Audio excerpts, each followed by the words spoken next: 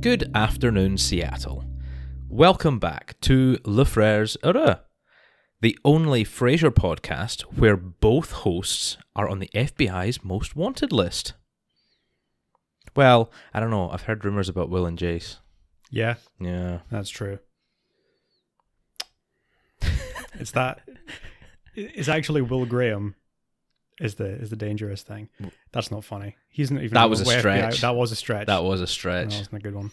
I also want to clarify that was a joke. Yes. And we should be fully supporting other Frasier podcasts. Yes. Not throwing them under the bus to the FBI. Regardless of what heinous crimes they might have committed. We support you guys. Yeah. Keep it going. Oh, these bits are so stupid. Yep. I am Fraser. And I am Euan. And we're here to take you through more Frasier. Even more. It's still going. It just doesn't stop. It does not stop. Well, it does eventually, but it's not stopped yet. It's not stopped yet. We've still got some time to go. We are on season 8, disc 2. Yeah. If we go by the DVDs, which is what we have been going by so far. It would be weird to switch it up now. Yeah. So we've got, how long have we got left? We're about 2/3 of the way through. Okay. This is episode 30 of 44. Well, it'll be total because 4 discs, 11 seasons. Yeah. Okay. So we're getting there. I think this disc picks up a wee bit over the last one. I'll see what you think. Certainly, I think it's a bit up and down. I think there are a couple of strong episodes in this one, but also it's making me realize that I think season 8 has like a couple of good episodes still. It still hits gold every so often, as Frasier tends to do, but I think the average episode has notably decreased in quality. I don't disagree. So excited to talk about the good ones, but there are also going to be some not good ones in between, unfortunately. We didn't have any ones last week, did we? I don't think so. I don't think we did. And I had a quick wee look at the upcoming episodes, and I'm not sure we're going to get any ones. I know I said last week there might be, but I'm actually not sure. I'm not sure. We'll have to wait and see. That's what this whole exercise is about. Yeah. Rewatching with a fresh brain and giving our updated scoring on everything. Gathering all the data. Yeah. We actually need to put out, I think we need to put out some more scorecards. Well, we've missed the last 3 seasons. Yeah, we need to catch up on them. Yeah. We've been focusing on the memes recently. Have been focusing on the memes. That's what gets followers. Mm-hmm. People seem to love the memes. They do love the memes. They don't care for us. They just like the memes. I would be really interested to see how many people started listening because of the memes, but are fans of the podcast, and how many people follow us on Twitter and don't even realize that we have a podcast. There's got to be a few that just are like, this is just a Frasier meme account. 100%. There are at least a handful of folk who have just seen the memes and be like, more Frasier memes, follow. And then they've realized, either not realized or realized later on, like, oh, these guys they have a show. They do a thing. Memes are their side hustle. Like that. Yeah. Okay, right. Side hustling aside, we should probably get back to the task at hand. Back to the podcast. So disc 2 kicks off with The New Friend.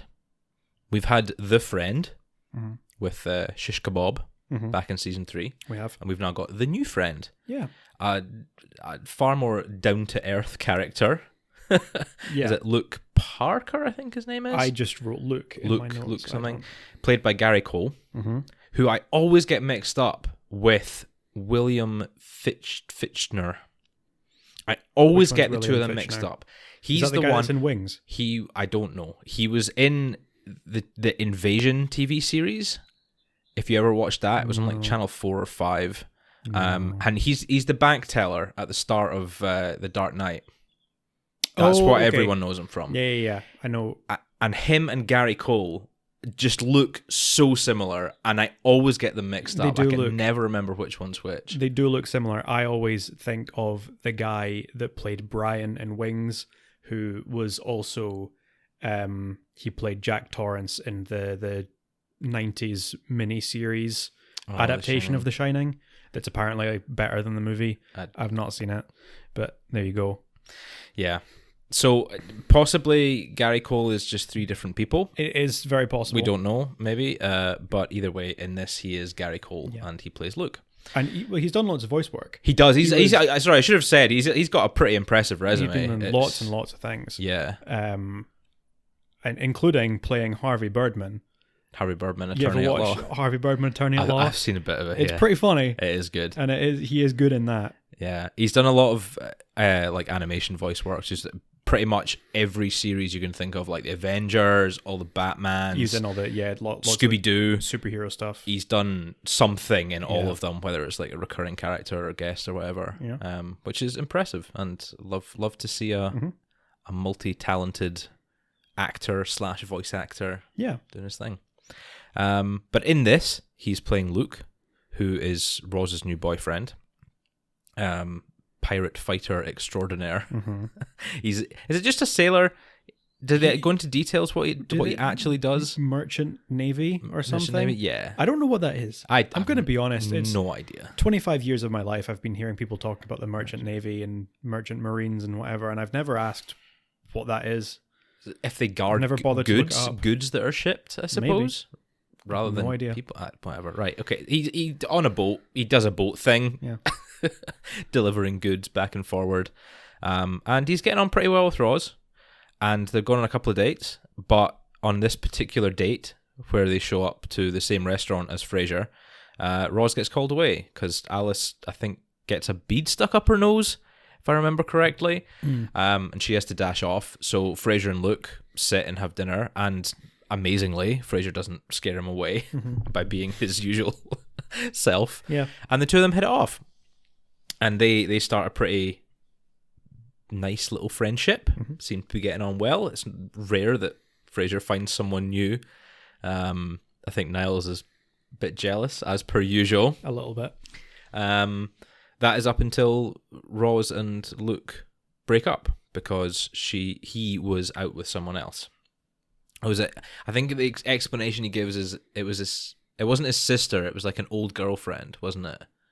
I think maybe either way he did kiss her. I think it's not the usual. I saw him with this girl, and then it turns out that it's actually his sister, and it was all a big misunderstanding. Like he was out on a date with another woman and was getting very friendly with her. I think that's what I always think it is. It's like it was actually his sister. She just saw from behind, but it was actually like an ex-girlfriend. He says. So catching up, and I think he plays the role really well. I think he plays the kind of sleazy, underhanded cheater, but totally gaslights Roz and Frasier into believing that he is a good person. Yeah, I think he does that really well. It's like a really subtle thing, but just the way he says it, it's like, oh yeah, she was just an old girlfriend, and came by and gave her a hug and had a drink together, and it was like, you're a dick. Yeah. He cheated on Roz. Yeah. But he's so charming. I know. He's so charming and friendly. And it's for that reason that Frasier doesn't want to break off the friendship with him. And so they continue their friendship long after Roz and he break up. And then there's a bit of underhandedness between the two of them. Roz starts seeing him again and tries to keep it from Frasier, but Frasier's still friends with him and tries to keep it from Roz, and it's all back and forward. And it ends with a great little scene of Frasier and Roz trapped in his boat's cupboard. I presume it's like a houseboat. Yeah, that's where he lives. It's not just like it's where he like brings his woman. It's like a houseboat. that would be weird.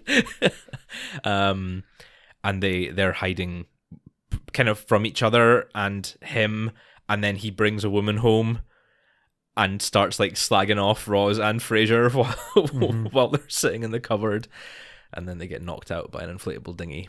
Yeah, it's all very silly, but it's good fun, and it's a good exploration of like Roz and Frasier's friendship, I think, as well. Yeah, kind of the both of them do love and respect each other, but they kind of,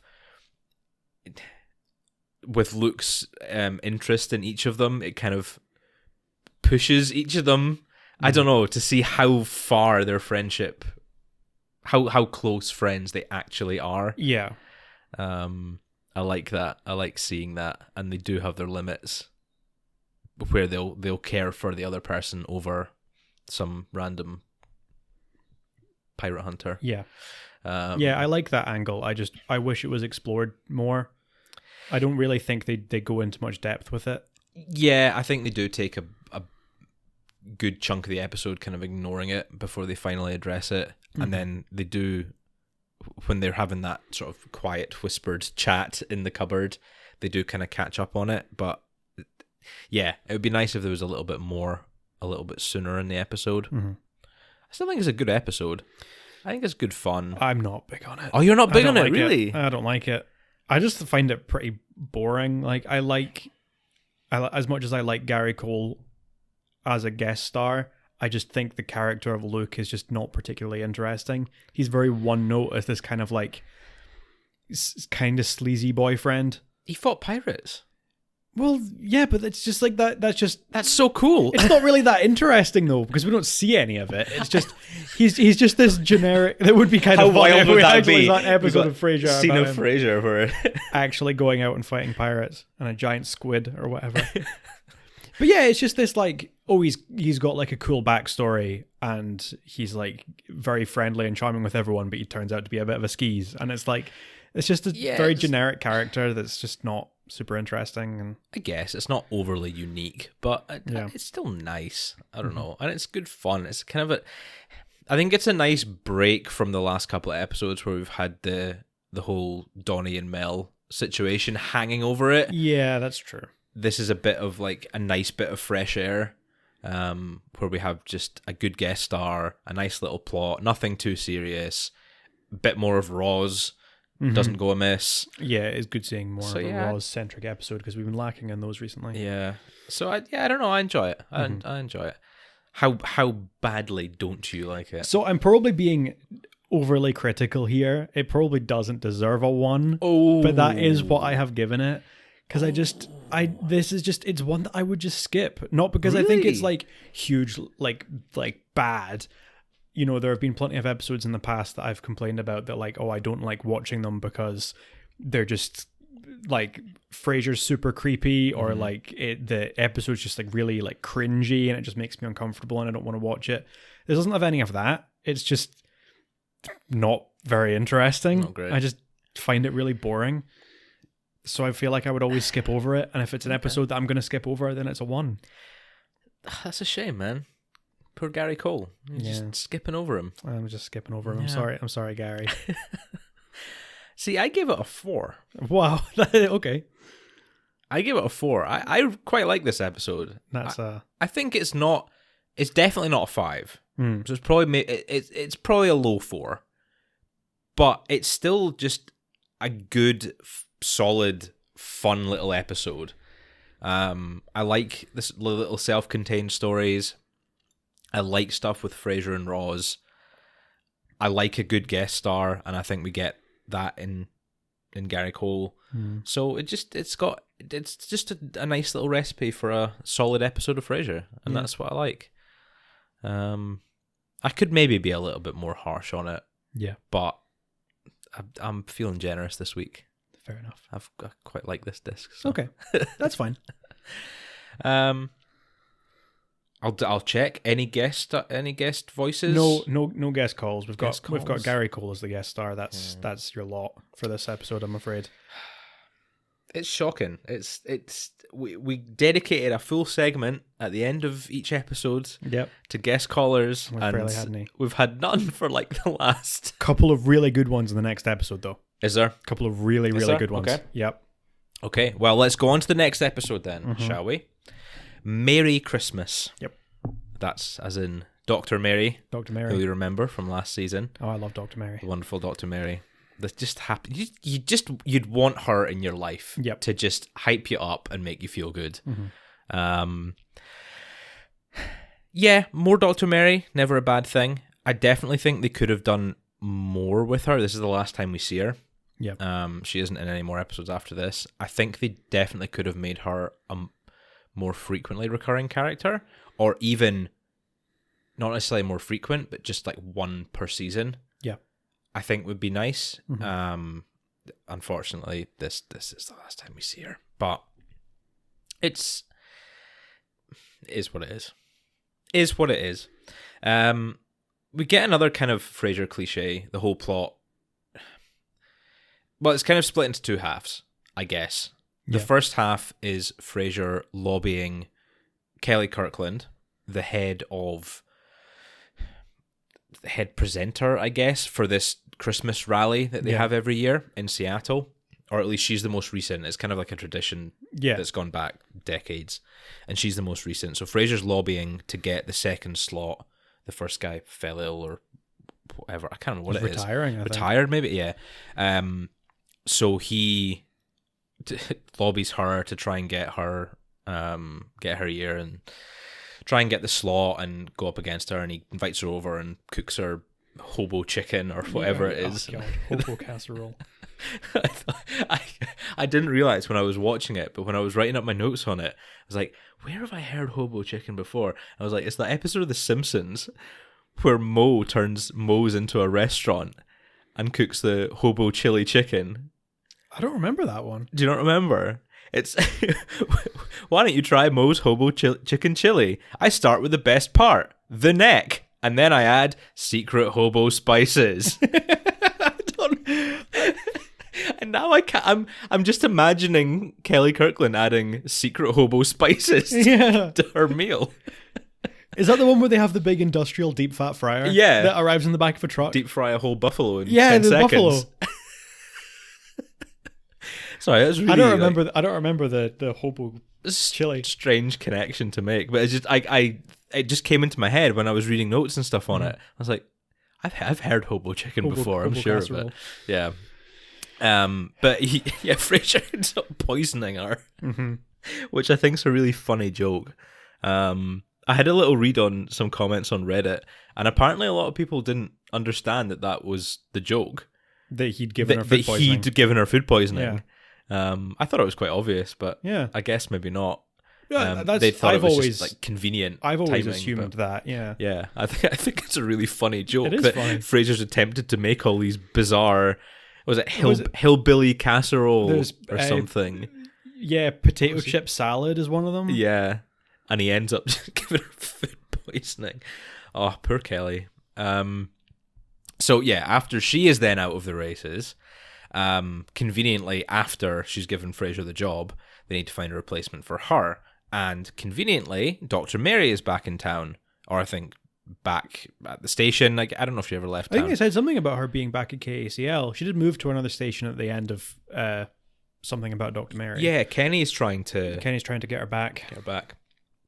Presumably Frasier alienates her well enough in this episode for her to not come back. So she gets the second slot. And, of course, everyone loves Dr. Mary. Not everyone loves Frasier. So he's feeling a bit jealous. And I think he's... Now, the thing is, right, I see where he's coming from. Initially. Yeah. When he's like, well, Dr. Mary isn't from Seattle. I don't know it's if implied she's not, one way or the other, but either way, he assumes that she's not. I think part of like the tradition. They say that she'd never watched it before, or she'd never watched the thing before, so she'd never seen the Christmas parade, Christmas rally, whatever it's called. So Frasier's a bit annoyed that she's been picked to do it when it's like his childhood dream, and she's just come along and doing her own thing.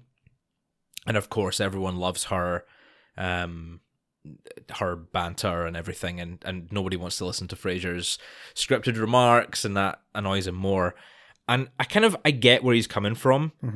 When you have, like, I get a little bit, it's not jealousy, I guess it is kind of jealous. I don't know what the exact word or feeling is, but when someone else comes in to something that you've like loved your whole life and they're getting all the attention for it, I do get that kind of annoyance. So I do understand it, but of course, Frasier takes it to the next level, and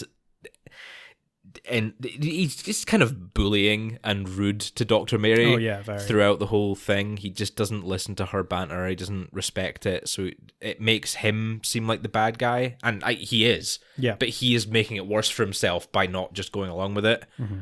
and then he punches out Santa Claus, Yeah.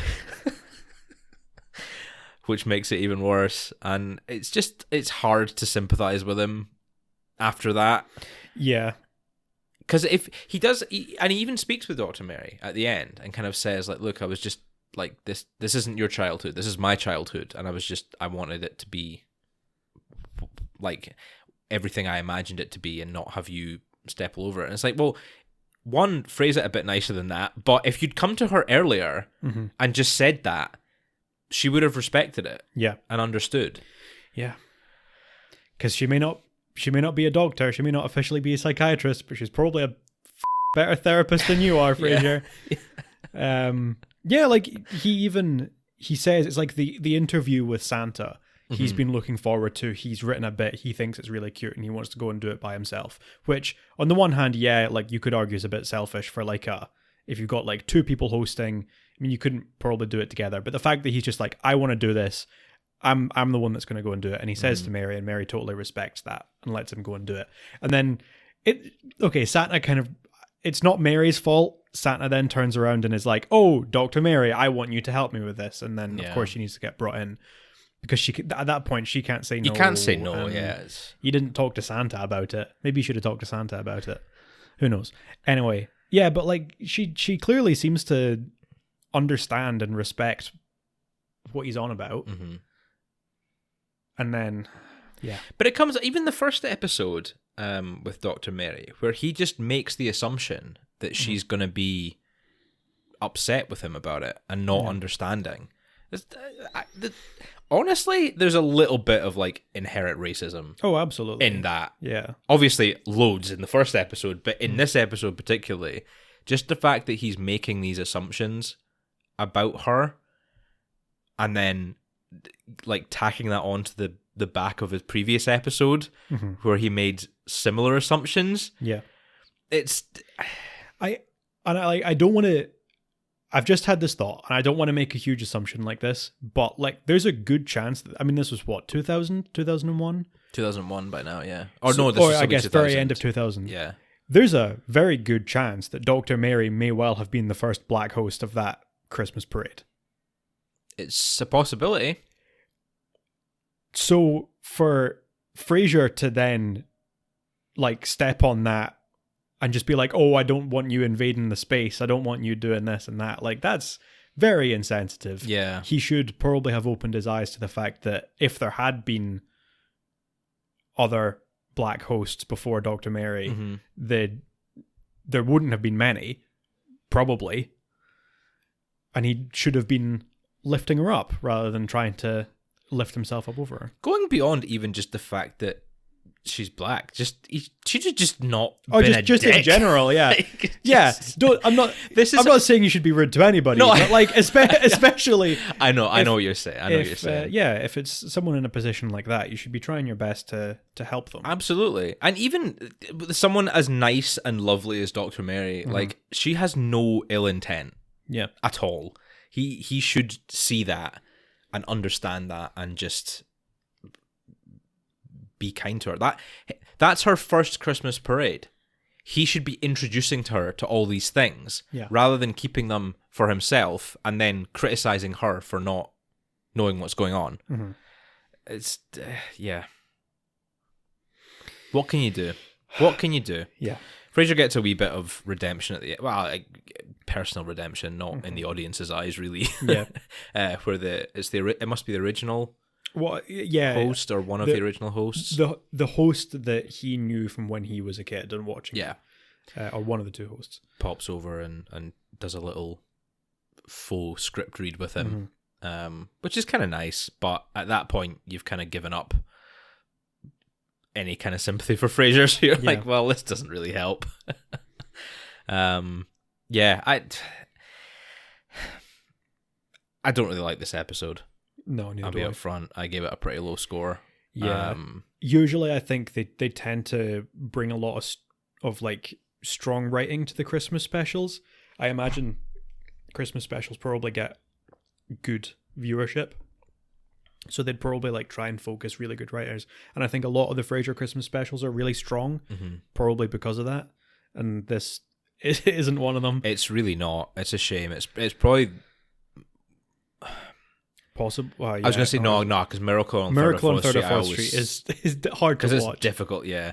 This one I usually skip just because I'm not a fan of it. Mm-hmm. It's just not really great. I only give it 2 cups. Yeah, I give it 2 as well. 2 little cups of coffee. I give it 2 as well. I like the B plot. I think that's pretty funny.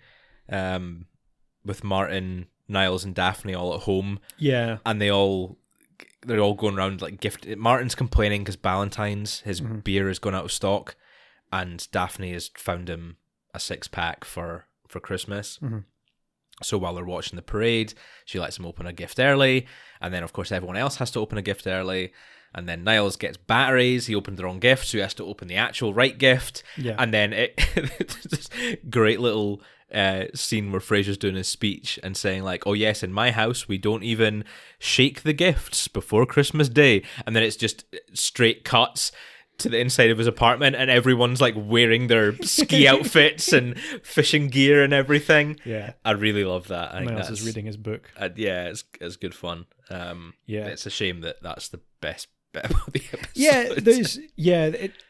I always kind of think it's not really much of a B plot because it's really just like the setup for that joke. That's where true. It then cuts back. Yeah. There are a couple of bits early on with Martin complaining about Ballantine. He's like, "Oh, Christmas isn't going to be the same without Ballantine." Yeah. And Niles says like, "Well, is anything ever the same without Ballantine?" He goes, "Yeah, lots of things." No, not really. Yeah. Which is funny. There you go. Well, another, dare I say, wasted opportunity for Dr. Mary to get unfortunately, a good episode, but what can you do? Right, give me a guest stars. A couple of good guest stars. So right at the beginning of the episode, I think it's right at the beginning, the Frasier's doing his show as usual, and it's right before a commercial break, and someone someone answers, and someone calls in and he answers, and he kind of says like, "Okay, tell me your problem now, and then I'll get to you after the break." And he kind of goes like, "Nah, I'll wait. I don't want you to rush it. Just whatever." And then Frasier goes, "Okay, fine," and then puts someone else on to fill the last 10 seconds or whatever. The guy's like, "What, for 10 seconds? I'll wait too." And it's like, it's just really funny, and they just have to go to commercial break. So yeah, we've got Tom and Brian are these 2 guys. Tom is voiced by Wolfgang Puck, celebrity chef, who appears as himself later on in the show, much later on. He's the chef that caters, spoiler alert for a season's time, he caters Niles' proposal to Daphne. Oh, the one that talks about his crab cakes getting beautifully crispy and Cajun when they're burnt. And the other, someone who I'm a big fan of, it's Stephen King as Brian. We like Stephen King. We love Stephen King here. Yeah. Is that it? That's it. Just 2? Okay. That's it, just the 2. Just 2 pretty high quality ones, I could explain who Stephen King is. Usually I would be like, "Oh, this is where you might know them from." But like, you probably know who Stephen King is. I did have another little thing that I wanted to include in this episode. I've decided something that I want to start doing more in the podcast. Okay. Is testing your general knowledge. Oh, I don't like the idea of this. I'm going to just like 1, maybe 2 Frasier questions. General knowledge or just general knowledge. You're just going to make me look stupid. So there's a joke where during the Christmas pageant, they have a float from Seattle's sister city, Managua, Nicaragua. Okay. Right? Yeah. So Managua is the capital of Nicaragua, but it's not actually one of Seattle's sister cities. Okay. Seattle does have several sister cities. Okay. Can you name any of them? Can you give me a hint? Are they in the Americas? Are they in Europe? There are a bunch. Like, you could just take a stab and name any city, and there's a good chance that you'd be right. Seattle. Lisbon. Lisbon isn't one, but that is a good guess. There is one that is a city that we have both been to. Bilbao. We've not been to Bilbao. We've not been to Bilbao. I want to go to Bilbao. Yeah. Bilbao would be nice. That we've both been to. Nice? Nope. Okay. More recently? Where have we been more recently? We haven't been anywhere recently. Well, no. Oh, Reykjavik. Reykjavik. Really? Reykjavik, the capital of Iceland, is the sister city of Seattle. Nice. Yeah. That's I would never have guessed that. No. To be fair. Neither would I. Lots of nice coffee shops in Reykjavik, though. There are. That is true. Supposedly lots of nice coffee shops in Seattle. That is true. That's where Starbucks is from. Yeah. There you go. Okay. Other good answers would have been Kobe in Japan, Okay. Mombasa in Kenya, Christchurch in New Zealand, Galway in Ireland, Mm-hmm. several other places, as I mentioned. How many sisters do they have, man? I don't know, a bunch. That's a lot. How many is that? Like 15, maybe 20? Jeez. Yeah. There you go. Okay. Please don't make this too much of a regular thing. I will just make everyone think that I'm really thick. At least when I'm hiding behind the veil of Frasier, I don't look too bad. Yeah.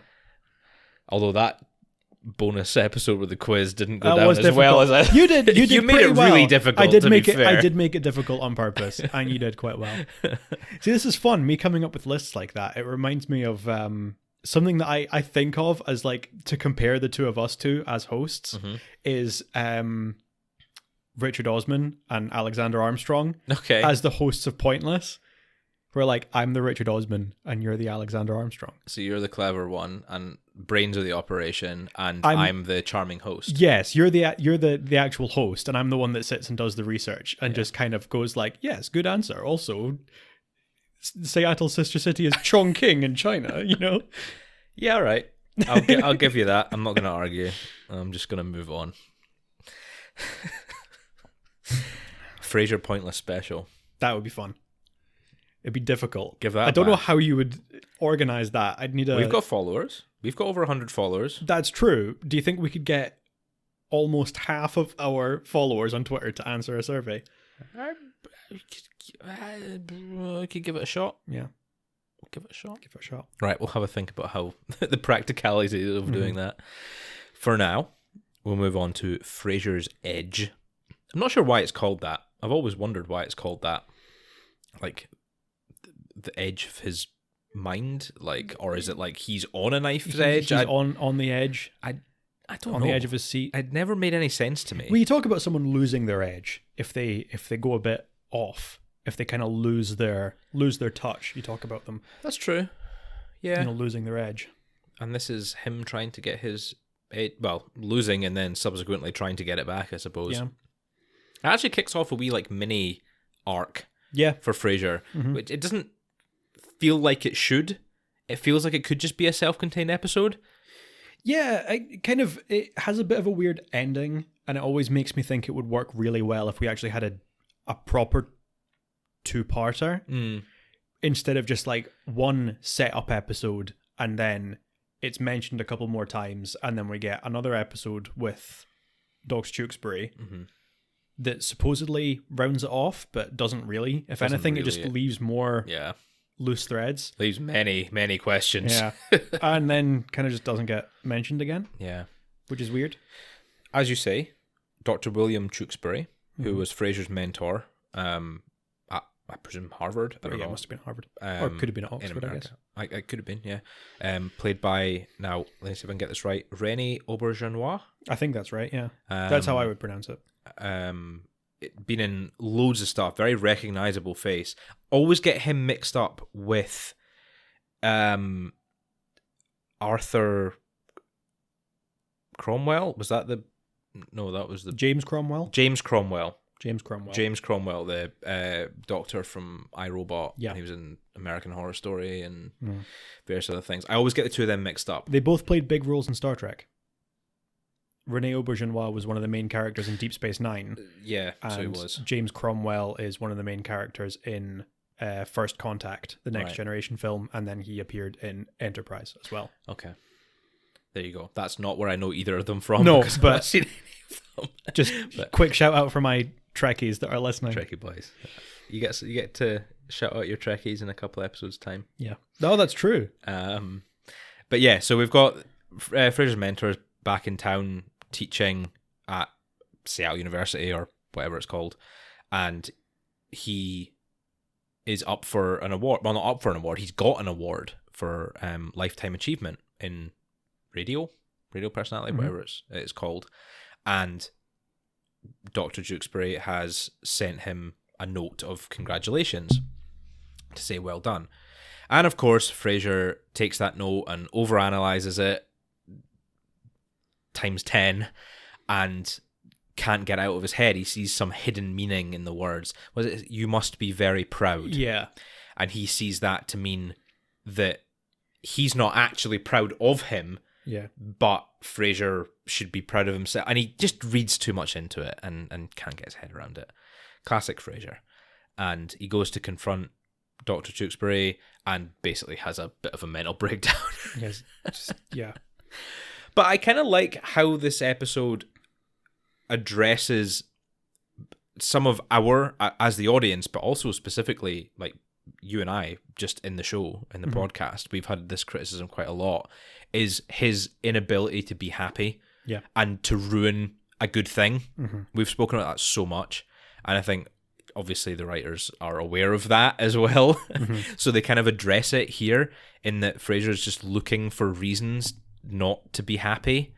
And the majority of the episode is Dr. Tewksbury kind of talking him through that. They're in the office, kind of going through previous stuff, talking about his like distance from psychiatry since he left private practice. You know, like his relationships and things like that. And we don't really get too much of a conclusion. Frasier kind of storms out. Yeah. Storms out and then Eventually. storms back in again. And storms back in. Which is funny. But we don't really see the conclusion of their conversation. But Frasier goes back to the awards ceremony and receives the award. And he does. It's a really nice speech, actually. And it might be my highlight for this disc. So I'm going to leave what he says until the end. Yeah. But it's a really nice little speech. But it kind of shocks everyone. It's really short. And he just kind of walks off stage. And that's the end of the episode. Yeah. So it feels very short. It feels like a very short episode. And it kind of ends quite abruptly. I don't know if it's supposed to be like shocking, but maybe a little. It kind of just ends and you're like, oh, is he all right? Is he feeling okay? You don't really know what's going on. But I like what it addresses. Like, it's not quite like a meta addressing of the show or the character, but almost.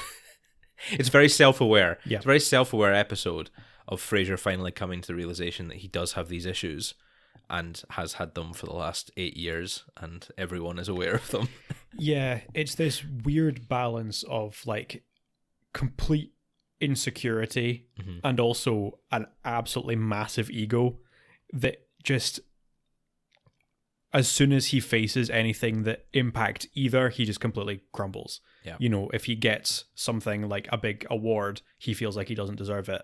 But also, if anything bad happens to it, he feels like he doesn't deserve that either. Yeah. Like he just pivots wildly back and forth.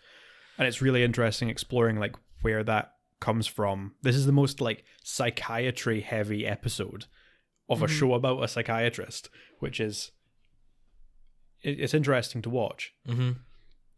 Yeah, and it's nice. I like a bit of history as well. I like a bit of lore. So actually finding out who it was that mentored Frasier and showed him the ways of the Force, you know. Yeah, it's nice to see kind of that. And Tewksbury's a good guest star as well. Yeah, he is. He's a nice character and kind of just he's quite funny. He's quite just very deadpan and blunt towards Frasier. But it's there's not a whole lot to be said about this episode, if I'm being honest. Yeah. We could go into a lot of detail about all the stuff that they address about the character, but it's stuff we've already spoken about. Yeah. Really. And it doesn't change anything. You know, like we do have a few mentions of his encounter with Dr. Tewksbury over the next few episodes. He kind of says like, oh yes, and since I've been talking with my mentor, blah, blah, blah, blah. But he doesn't really change his behavior much in the long run.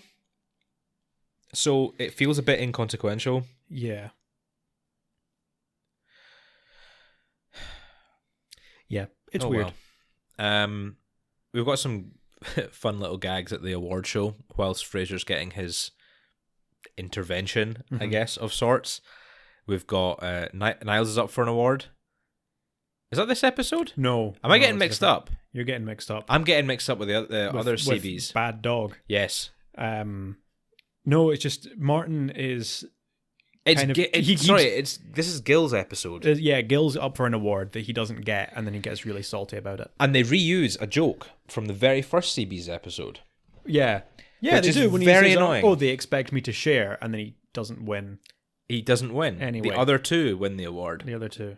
And the exact same joke happened with Frasier and Roz when they were on... what's his name? Fletcher Gray. I knew Gray was in there somewhere. Yeah.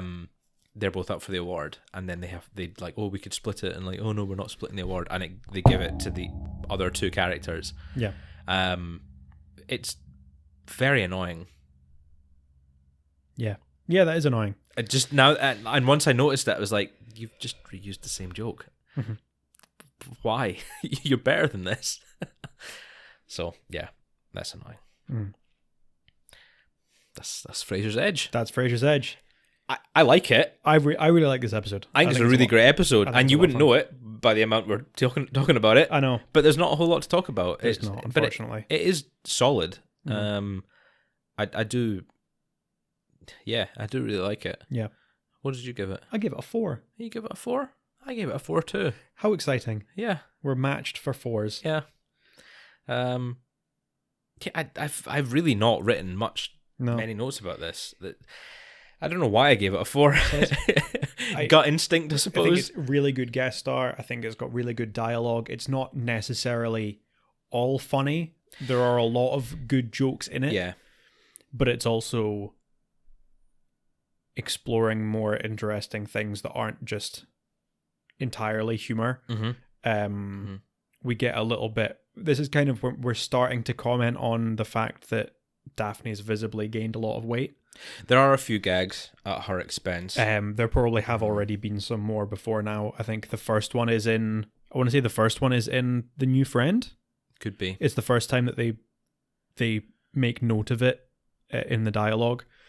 But, yeah, Roz makes a comment when they're out at dinner and they kind of... She starts saying like, oh, maybe she's depressed and that's why she's gaining weight because that's what happens with me. And then they start talking and Daphne explains like why she's not depressed. She's very, very happy being with Niles. And it's just nice hearing her talk about how happy she is. And it is, but it also raises some kind of questions. Yeah. Because you're kind of like... Clearly something is up. Yeah, we've addressed... It's not just that Jane Leaves is gaining weight. Like, we as the audience know that she was pregnant at the time, so there was a reason behind it. But she is... In universe, she is gaining weight and people are taking note that she is gaining weight. So it's kind of... It also adds a little bit to the mystery of like, well, if you're not depressed, then why are you overeating? Yeah. What's happening here?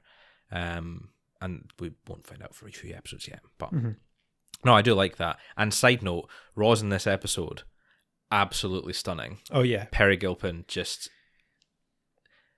pinnacle of beauty. Just shows up in the gorgeous dress. Absolutely stunning dress. She's like tanned, and got her hair down and just absolutely beautiful. Don't objectify women, folks. No, but in the most respectful way, we commend her for being beautiful. Yes, exactly. Well put. Congratulations. Yes. Well done. Yeah. Good job. So we've actually got a little guest caller in this one as well. Do we? We do. At the start. Right at the beginning. Before Kenny comes in with the awards and says like, oh, you've been nominated for et cetera, et cetera. Andy has called in with a problem that I don't even know if they explain, and he keeps saying like, am I on?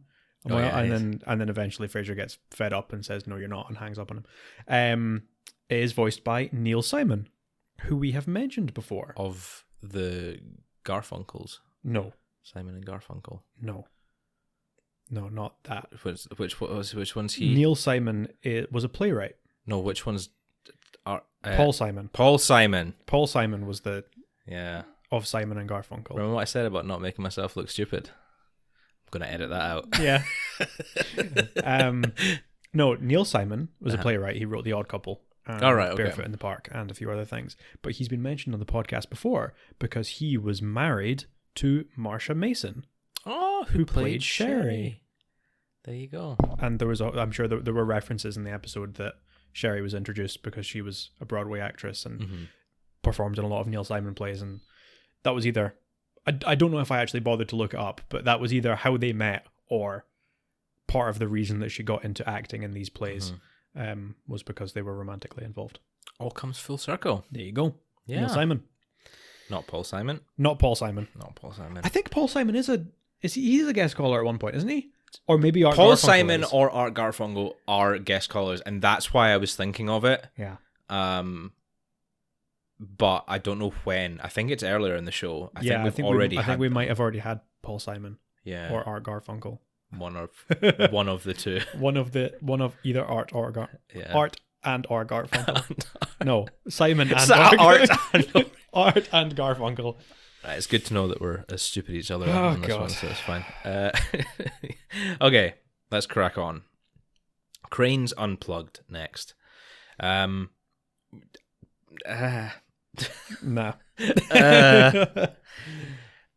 Yeah, if we're talking about low-rated episodes, this is gonna be one of the lowest. I didn't quite have the heart to give it a 1, but I'm just gonna tell you straight up, it's not. Nah, it's not very good for It's me not either. great. We've got Frasier.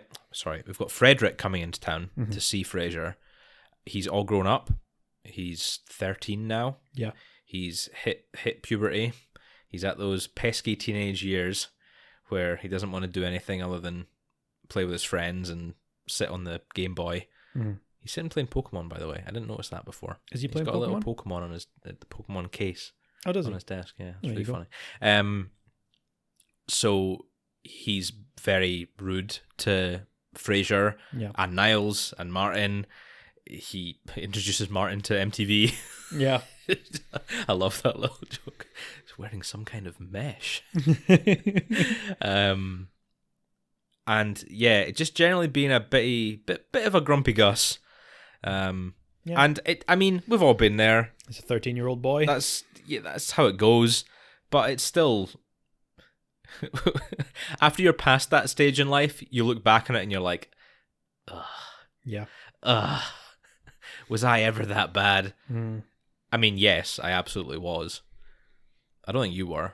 You weren't that pesky. No, I was a delight. But I think but that's because I'm the younger brother. Is that how it works? And I think it's partly the fact that, like, if you rebelled, I had to be like, I have to be the one that doesn't rebel. And Is that how it works? I don't know. I think that was the way it worked in my head. Okay. And it only messed me up a little bit. So it's fine. Yeah. I mean, I was definitely worse than Frederick at his age. So I I can't. don't know what. Were you that bad at 13? Yeah. Okay. Yeah. All right. It's hard to be too critical towards him. Yeah, no, absolutely. But at That's the same time, that is just what 13-year-old boys Yeah. are like. I think Frasier it's a bit of a shock to him because last time he saw his kid, he was nice and He sees him once a charming and year. happy.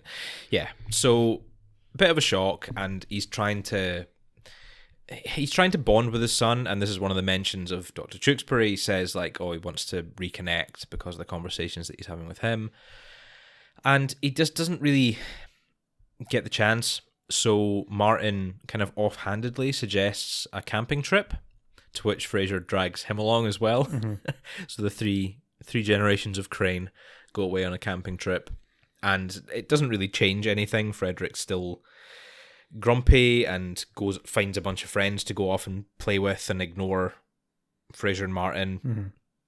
And Martin's not happy with Frasier because he's missing the playoffs. So it's just, Frasier being he's trying to take control and get everyone to, I don't know, see it his way, I guess. Standard for Frasier. He can't control everything, especially not his teenage son. Yeah. But it eventually comes to a bit of bonding. with Frederick and Frasier. He goes off and meets a girl at the neighbouring campsite and tells Frasier about it, and they have a little nice bonding moment at the end of the episode. Mm-hmm. I feel like they could have done a bit more with that rather than leaving it to literally the last sentence of the episode. Yeah. Like, it just feels like a wasted opportunity to have to focus more of the episode on Frederick and Frasier rather than just him being a pesky teenager for 90% of the episode and then like finally coming around right at the end. Yeah. Don't like it. Mm-hmm. Don't like it. Could have done more with it. I like Martin. I like Martin in this. I think it's the Martin Frasier dynamic is so much better than the so much Frasier more Frederick fun, dynamic, right? which is so weird because it's supposed to be like the whole rest of the show is Martin and Frasier. Yeah. And we get one episode for Frederick and Frasier, and usually they're kind of the focus, but in this episode it feels like they're not. Yeah, it's a shame. I don't really know what to say about it, to be honest. There are bits of this episode that I like. Like I say, the Martin and Frasier, like when they're out camping and When Martin tells the ghost Martin's story. telling a ghost story. That's and really funny. with the old fork hand. Fork hand. And some of the stuff, Frasier getting very dramatic about leaving at daybreak and stuff like that. Yeah. It's quite funny. And then they have a little chat where Frasier says like, "Oh, well, I was never like that when I was 13. Why is Frederick being like this?" Mhm. And Martin says like, "You were exactly like that when you were 13. Everyone's like that when they're 13. Just you didn't have a Game Boy and MTV. You would stick your head in a book and ignore us. That was what you did to ignore us." And he like the book that Frasier is trying to get Frederick to read. Mm-hmm. Apparently he had read it when he was 13 and they were on a camping trip. Everyone else was out having a nice time in the wilderness, and Frasier insisted on staying in the cabin to read because he was being a grumpy teenager. Grumpy Gus. Yeah. And it's nice getting that little comparison that like they aren't, obviously they're different now with Frasier as a 40-odd-year-old and Frederick as a 13-year-old, but like they're not that different, really. It's kind of nice. Yeah. Yeah. Again, it's something that's just explored right at the very end of the episode after a lot of nothing. Yeah, but it's annoying. It's a nice little moment. I also, I don't want to say I don't like it, but it's weird what they do with Frederick, because up until now, well, actually, no, in saying that, the last time we saw him was the Apparent Trap. Yeah. Where we had him kind of manipulating Lilith and Frasier into getting him a dirt bike. So that was kind of the start of his teenage years. Mm-hmm. This is kind of just extending that. But the next time we see him, he's very much like his mum and dad, and very much like a Crane. Yeah. The Spelling Bee episode. Is the Spelling Bee episode the next one? Next time we see him? I think it's maybe the one after that. Yeah. What's next then? I think next is Star Mitzvah. Is Star Mitzvah not? No, Star Am I getting Mitzvah's them mixed last. Up? Star Mitzvah's not until like the last So we get season. one episode per season. So High Holidays is season 11. I think War of the Words is season 10. And maybe it is later. I think then. Star Mitzvah is season 9. Oh, maybe. Because I was going to say there's clearly inconsistencies with his age, because if he's 13 now, it wouldn't make sense for this to be before the episode where he has his bar mitzvah, because he should be having his bar mitzvah when he turns 13 or shortly after. That's true. It's a good point. So that's why I think Star Mitzvah is right after this. Maybe. I thought it'll be his next appearance. I think it's the start of season 9. But yeah, actually, you could be right. I am not confident at all. So, but yeah. But either way, Star Mitzvah as well, to be fair. A little bit. He's a lot more... The thing that I think about from that shows what his personality is like is he's kind of trying to invite as many people as possible so that he can get a bunch of presents. Yeah. Which isn't really a very Frasier or Lilith type thing to do. But then the next one after that, he's like winning the National Spelling Bee. Yeah. Which is a very Frasier-y, Niles-y, Lilith-y thing. So yeah, bit inconsistent, and the next time we see him after that, he's goth. So like, you know, clearly I can't very wait to talk inconsistent. about that Oh, man, episode. I love that episode. Yeah, so clearly at this point they don't really know what they want to do with him. Do they just want to go generic, like, oh, he's a 13-year-old boy who's being a stereotypical teenager, or are they going to continue with the, like, he's like a mini Frasier? Yeah. You know, which in a lot of ways could have been more fun. I feel like it could have lent to some slightly more unique storylines than something like this that's just dad can't get in touch with his son now that his son has hit It puberty. is a little bit cliche. It's not. It's not as bad as a lot of. It's not as bad as it could have been in terms of like just hitting a bunch of cliches and being very boring and generic. But I think Frasier and having like a younger version of Frasier could have led to a more interesting spin on that kind of story. Yeah. And it's a bit of a shame they don't really go that way. Yeah. What can you do? Yeah. What can you do? There you go. We've got a little side plot with Roz as well, which is annoying because I want to see more of Roz this season. Yeah. And I think this episode kind of pulls her character back a couple of seasons and treats her just as this one-dimensional lady looking for love. Yeah. Niles and Daphne have introduced him to Niles' squash partner. Yeah. Is it? Another doctor.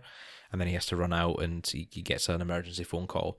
And then Roz gets all upset because Niles can't articulate properly that he had to leave because of an emergency, not just because he didn't care. Yeah.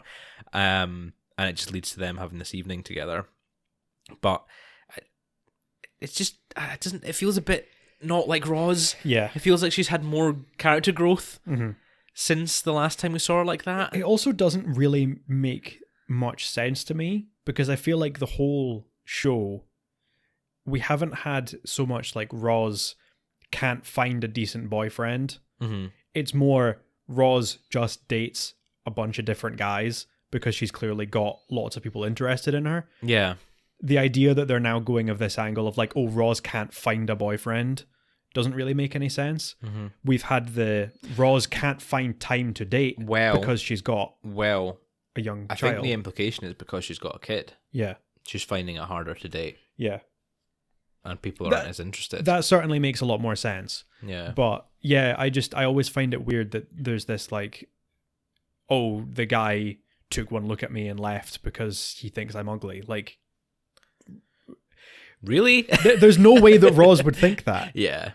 Just like from the way that she's acted for the whole rest of the show, and also just because of who she is and what she's like. Yeah, it just feels a bit. It feels a bit weird. It doesn't really feel. It feels a bit accurate lazy to the character. It feels a bit lazy, just in terms of like they had some time to fill in with this B plot, so they did, which is a shame. But what can you do? Not much is the answer. Not much. 2-cupper? It's a 2-cupper for me. Yeah. Yeah. It's not quite a 1 because there's a few good bits in it.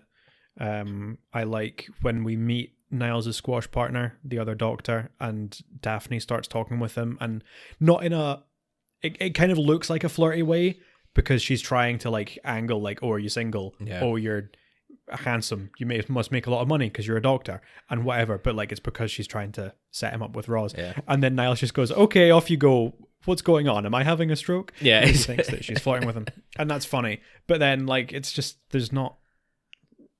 And then, like I say, there's a few good bits of dialogue with Martin and Frasier. Yeah, fork hands bit's good fun. And then with right at the very end with Frasier and Frederick. Yeah. But like, yeah, there's really not nothing much more beyond that. It's not that there's not a lot to the episode. There is quite a lot to the episode. It's just not great. Yeah.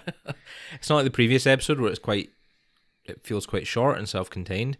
This one does feel quite long, but just because they're drawing out a lot of the plot when they don't need to. We've got a good one up next, so I'm just going to move on. Motor skills. Yeah. Motor skills. You There's disagree sorry, I with was me gonna, that it's real quick before we move on to Okay. motor skills. There is a guest caller. there is? Unplugged. There is a very quick one at the beginning. There's a woman called Cleo who calls in because she's having a hard time picking between the three men that she's seeing. Oh, And then Roz snaps at Was her it on this the air episode? saying like, "Oh, go and get a real problem." yeah. Etc. Etc. And it's quite funny because Cleo is voiced by Melissa Etheridge, who is a singer and songwriter, and also not long before this, I want to say it was in the mid 90s, so maybe about 5 years before this episode came out, she came out as a lesbian, and it's just quite funny that she's coming on and talking about like all these men that she can't choose between when she herself was quite well known for being openly gay. Well, And I just think that's a funny little thing that I wanted to mention before we move on. good for her. Yeah, good for her. Yeah. Back to motor skills. Yep, sorry. No, it's fine. Continue with motor skills. I'd rather you interrupt now before I get into it. We have Frasier and Niles, both on a date. Niles with Daphne and Frasier with a lovely lady named Chelsea, I think her name is. I think Chelsea's right. Maybe. It's not often I get them right, but there you go. Remember that one. And his car breaks down on the way to the opera, and because it's Frasier and Niles, of course, they do not know how to fix it. But Chelsea and Daphne, both having lived with brothers and been brought up with brothers, they do know how to fix the car, so they manage to get it sorted. And Frasier and Niles both feel a bit emasculated by that. Chelsea doesn't call back, but Daphne does say it might have been because he was crying at the opera rather than the car breaking down. Which, yeah, doesn't surprise me either way. But they decide to take an evening class in car repair or mechanics or whatever it is. Yeah. We get teacher Randy, played by Dave Allen. I like Randy. I like Dave Allen. Dave Allen. He's got a very distinct look, very hippie-ish. He does. His long straight hair and I always recognize glasses. him as the farmers market guy from Gilmore Girls. Yeah. He's in a few episodes of that. Yeah. He's also in the music video for The Cure's Friday I'm in Love. Is he? Yeah. Like very briefly. Does he play Friday? He does not play Friday. No, okay. I think he might play Love. Okay. Yeah. Cool. He is taking the class and he's very no nonsense, but kind of like fun. Hey guys, I'm your teacher. Let's have a good time kind of guy. Yeah. So I like that. I would like to take that class. I would like to take that class as well. Honest, I don't know anything about cars. Yeah. And I really should. I think that would be a really good one. And I would like a teacher like that. Yeah. But Frasier and Niles, again, overanalyzing everything, trying to be the center of attention by kind of taking over Randy's speeches, even though they know nothing about anything. And then sort of being beaten to the top of the class by, is it Cheryl? What's her name?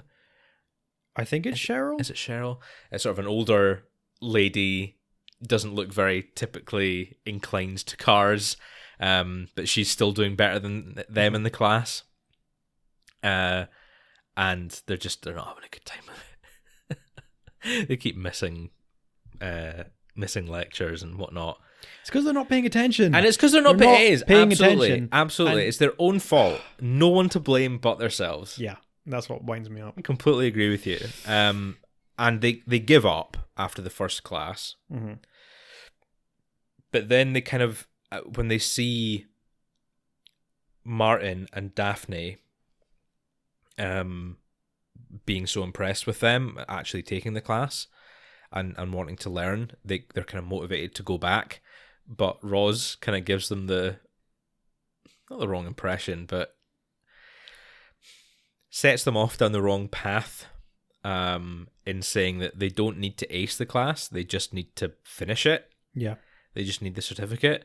So they decide to coast at the back of the class and they turn into a couple of little delinquents. It's really funny. Yeah, they're interrupting Randy. They're making fun of him. They're making fun of other classmates. They get called out on it. Yeah, and get told off by Randy, and then just kicked out of the class altogether. the little scene there, I think, is my other highlight for the disc. So I'm going to save that for the end. But that's a really good scene. And then it ends with this really great shot of them like leaning over a counter with a cup of coffee, talking to each other, and you're like, oh, they're just in a coffee shop chatting and whatever, and they're reflecting back on their time in the course. And the clerk comes up and says, how do these look for you two, and hands them like the fake certificate for the class. They're like, yeah, that looks real enough. 2 please. I love that ending. I think that's really funny. And I find it difficult to believe that the two of them would lie their way through it, given their ethics. Yeah. But it's pretty funny, so I kind of overlook that. It is a little bit funny. Yeah. Only a little bit funny. I just hate... Oh, you're not a fan? I just hate people who do that. I was going to say... Especially in a class like this. Like, I understand. I mean, I obviously... in my time in high school, hated people that did it. Yeah. People that just like caused a ruckus and didn't pay attention and were arseholes to the teacher or arseholes Was to it the because students. you used word like ruckus? Probably, yeah. Is that why? That was probably why people picked on me, but that's not the point.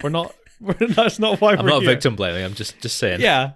And like I hated it when I was in high school, but like I at least kind of got that it's like they were forced to be there. When you're in high school, the problem children are, or at any point in school, they're there because they have to be, and if they don't go, they're going to get in trouble from their parents or from whatever. So they cause a big fuss because they don't want to be there. But the idea of someone going to like college or university of their own free will and acting like that, or even worse, adults going to like an evening class and acting like that, just really pisses me off.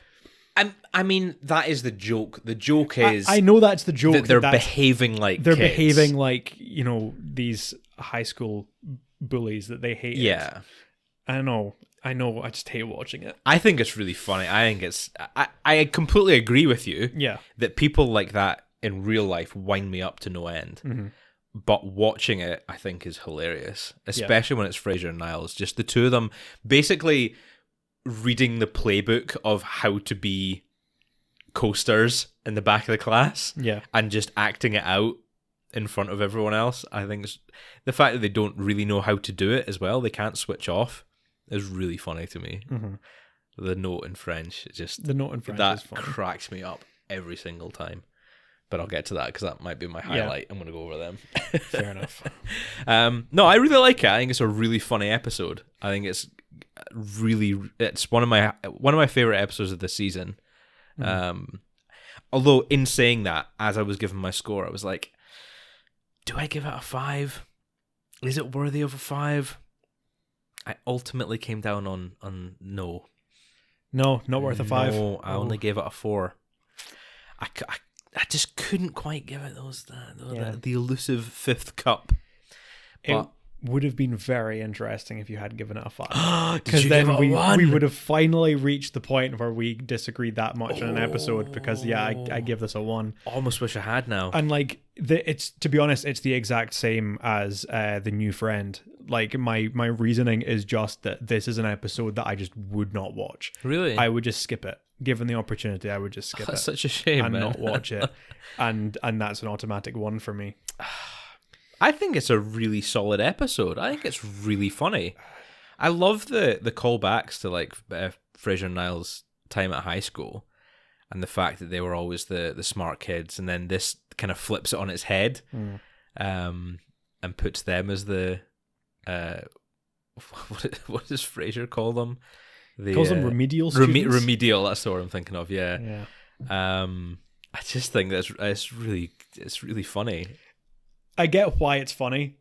I just don't like watching it. It's fine. I respect your opinion, even if I don't agree. We do something that would make it very close to me giving it a 2. There is a subplot here, and I like the B plot generally. I don't enjoy, and you probably have stronger feelings about it than I do, as someone who owns a dog. Yeah.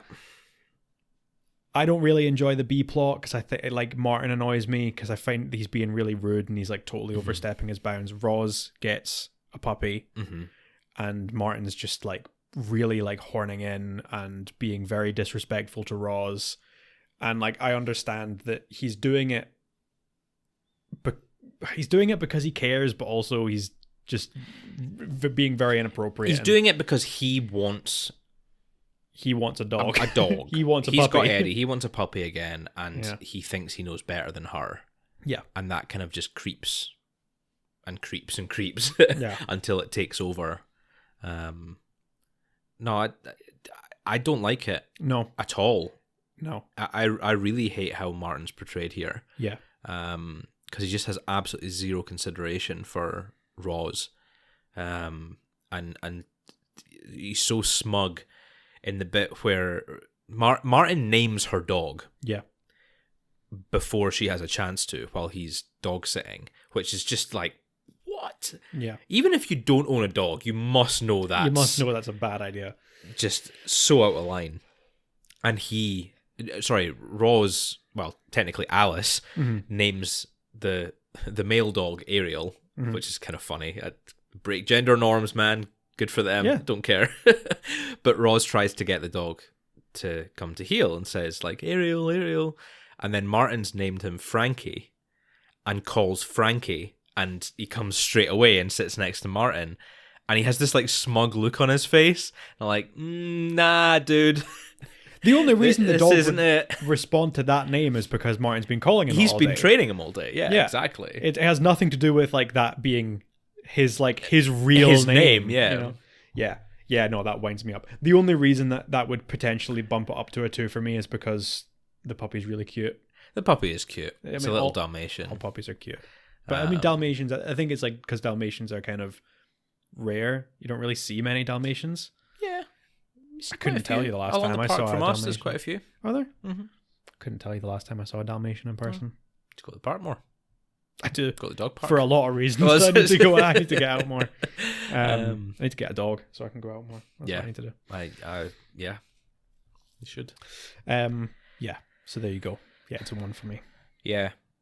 I think that it's funny that the side plot is probably something that brings the episode down a bit for me, actually, just by how evil Martin is portrayed.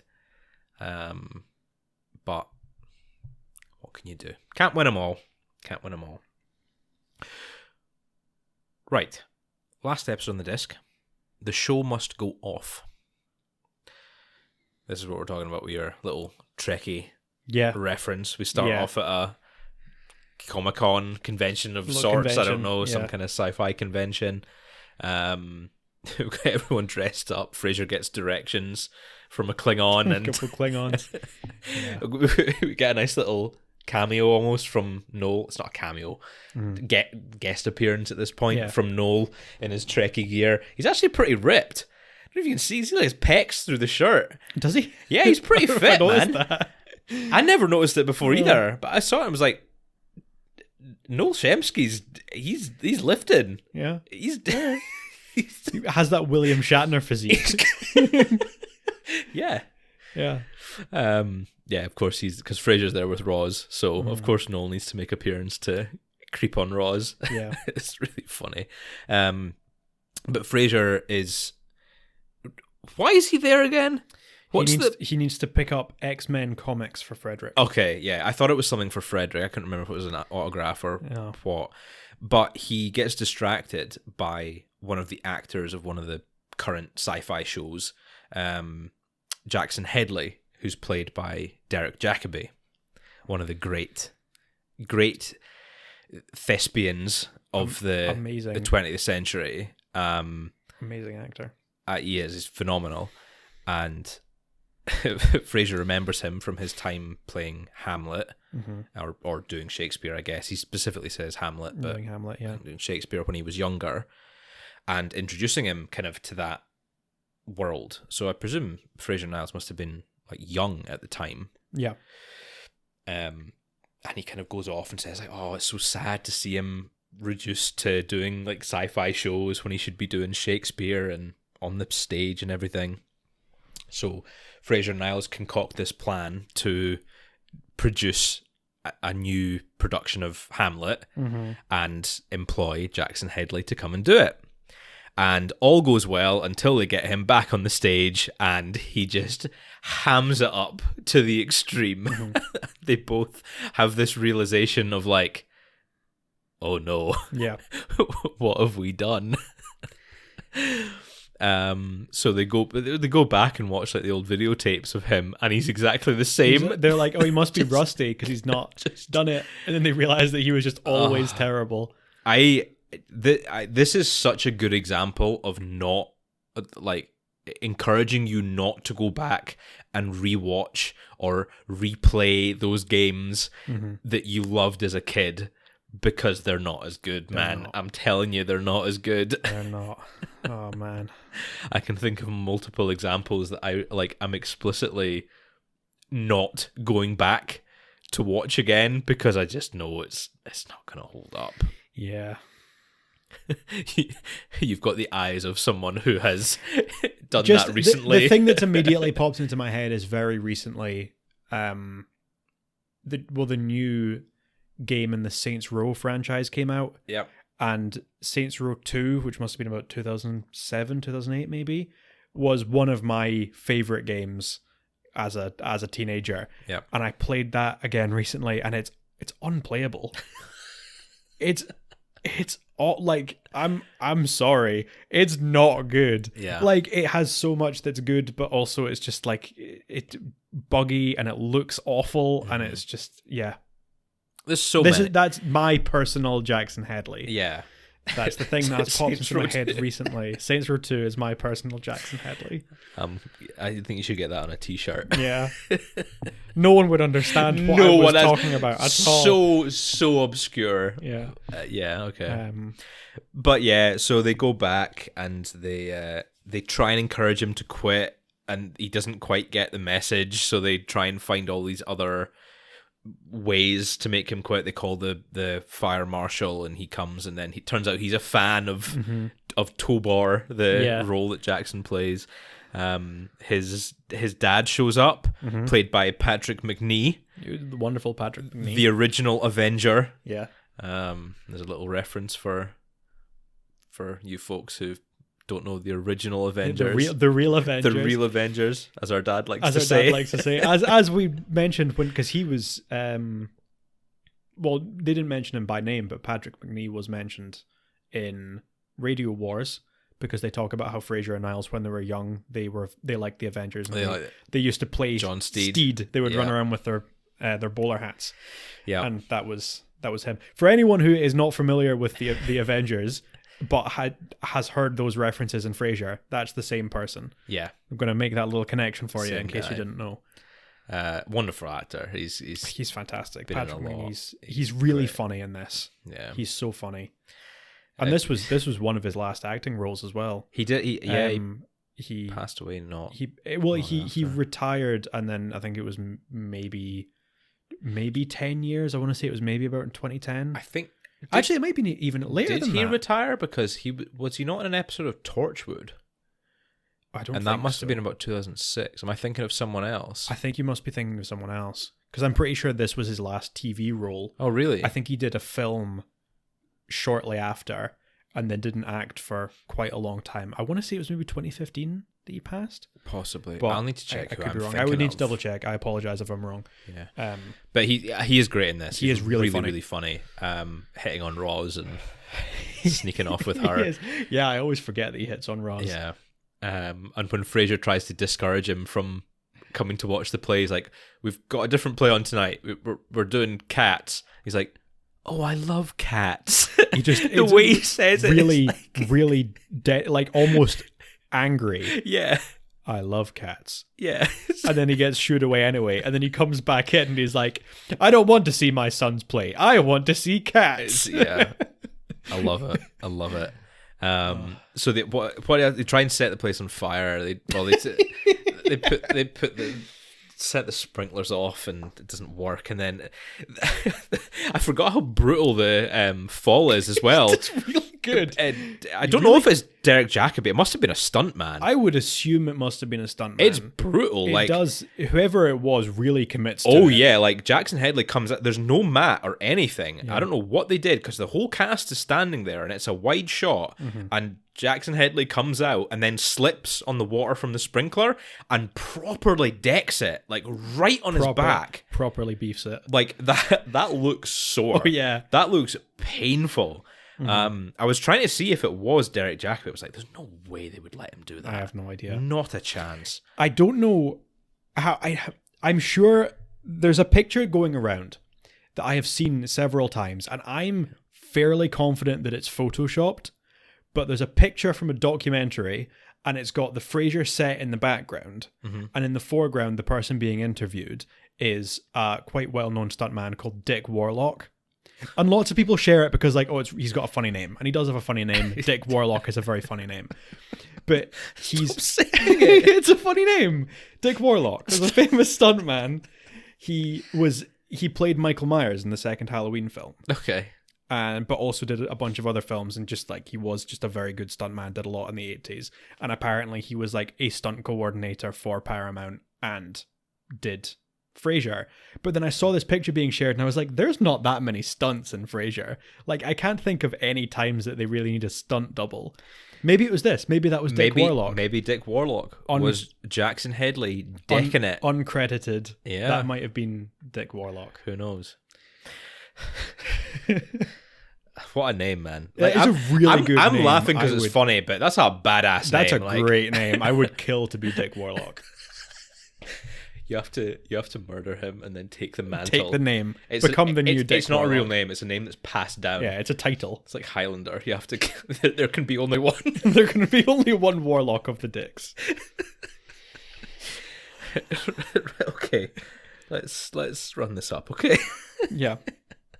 Yeah. So they finish up the episode with Frasier expecting Jackson Headley to be passed out on the ground in extreme pain. Frasier comes out and gives his speech to say, like, I'm really sorry, it's not going to happen tonight, blah, blah, blah. And we just see him crawling onto the stage. And starting off Hamlet. Oh, man. I die, Horatio. The gasping and the moaning.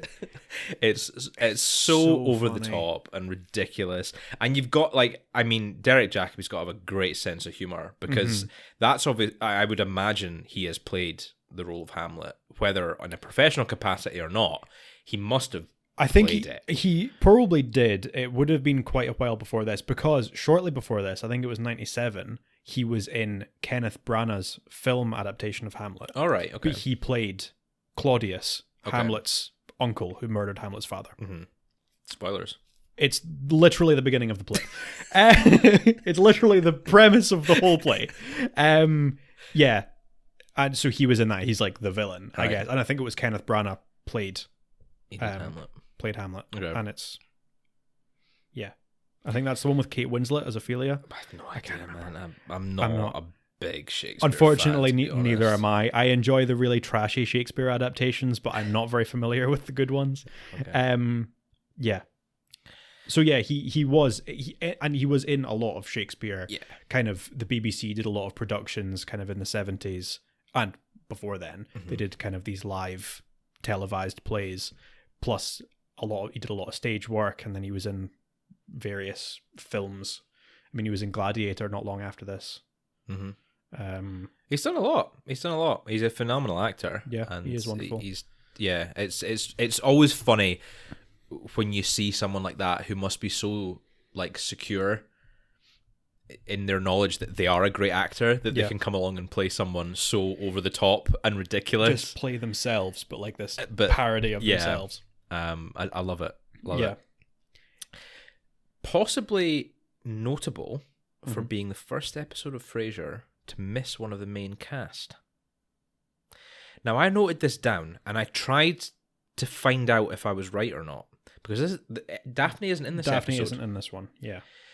But I was trying to think back, and I'm wondering if there is an episode before now that maybe doesn't have Roz in it, or doesn't have Niles.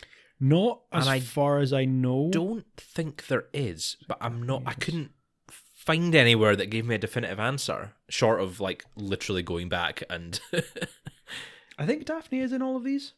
I want to say she is in The New Friend. She is. This is the first one she's not in. This is the first one that she's This is the not first in. one she's not in. And then she's back for the next two. Yeah, there's... And then she's off again. Yeah. So presumably something to do with production Must have codes, just been- filming schedule, yeah. or whatever. But I thought that was notable. Mm-hmm. Yeah. It's a little tease of what's to come with Yeah. a lack of Daphne. Mm-hmm. But we've got time to get to that. We do. The show must go off. What do you think? I really love this episode. Yeah? I really do. How I think much? it's fantastic. I'm really tempted to give it a 5. Oh. I've noted a 4, but I am really tempted to give it a 5 because I do kind of think it deserves it.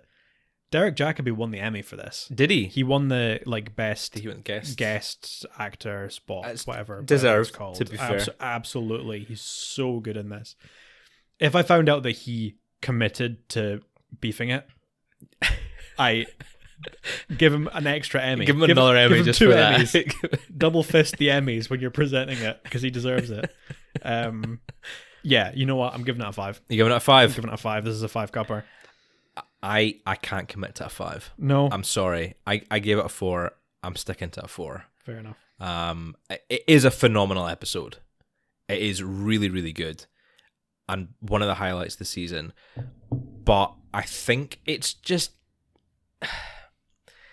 It's lacking something. I don't know what it is.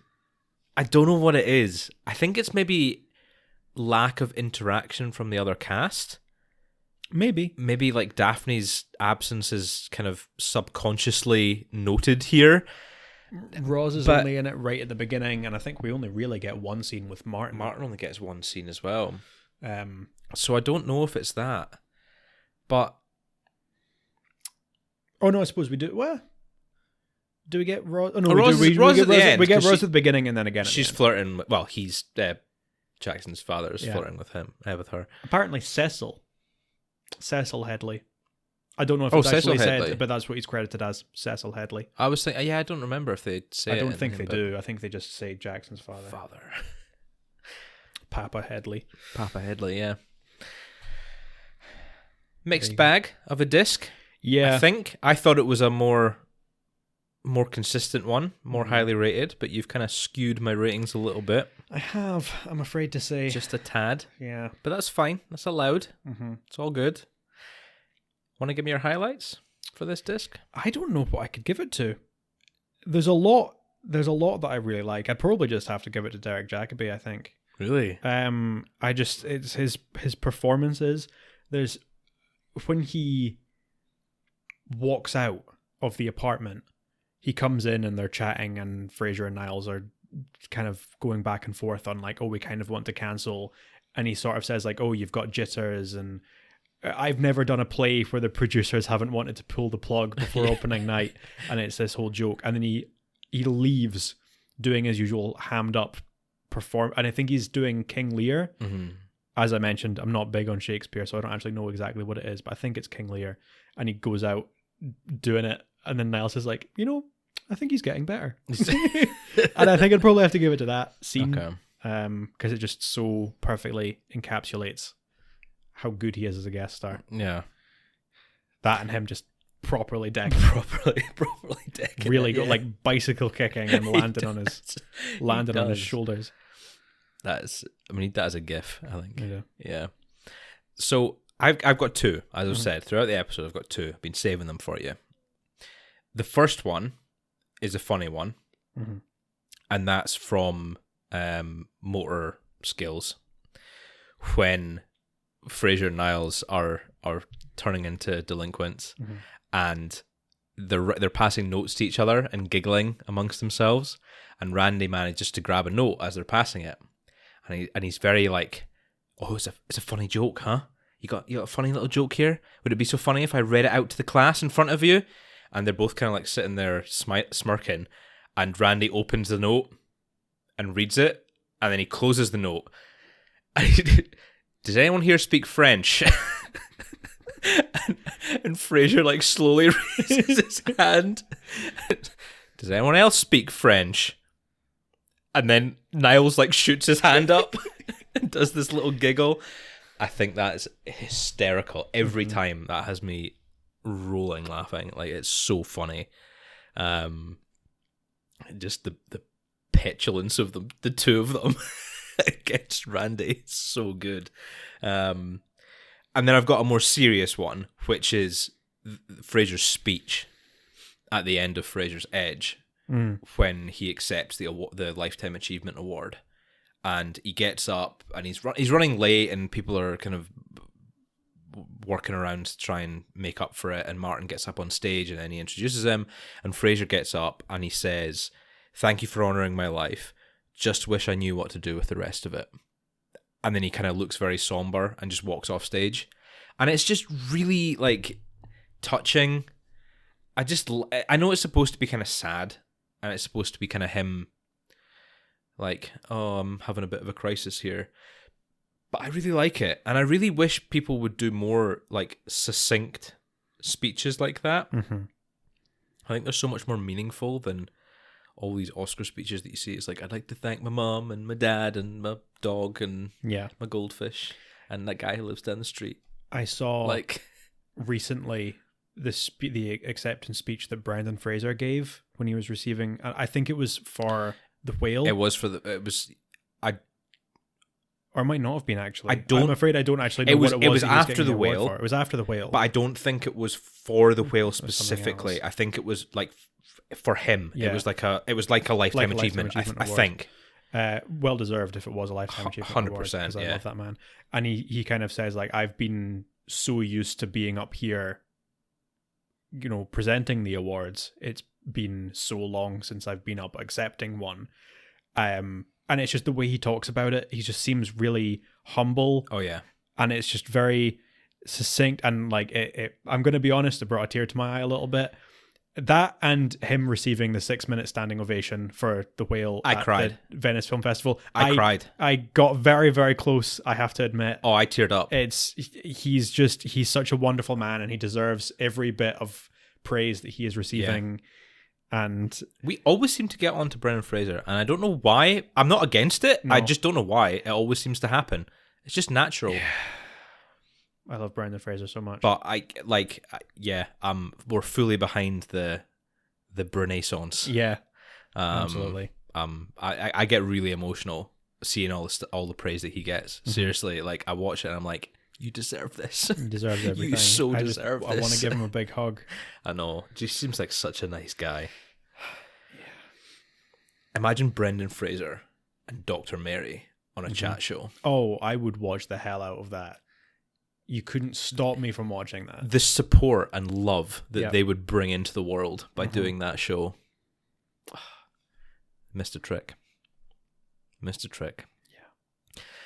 Well, that is us for another week. We are halfway through season 8. We've got another half to go. It's interesting episodes coming up, actually, in the next disc. Yeah. A lot to talk about.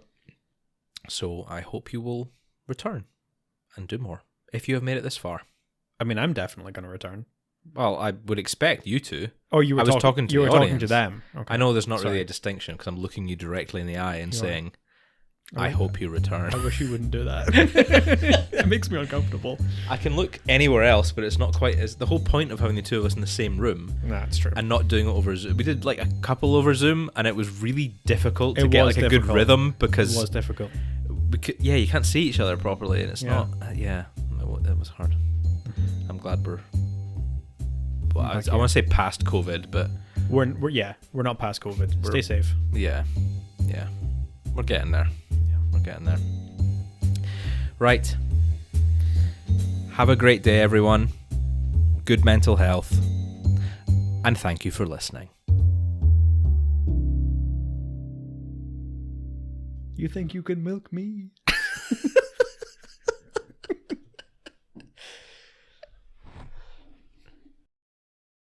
This has been a Happy Brothers podcast. Make sure to follow us on Twitter and Instagram @HappyBrosPod. All opinions are our own, And as always, special thanks to Leah O'Donnell for the show's artwork.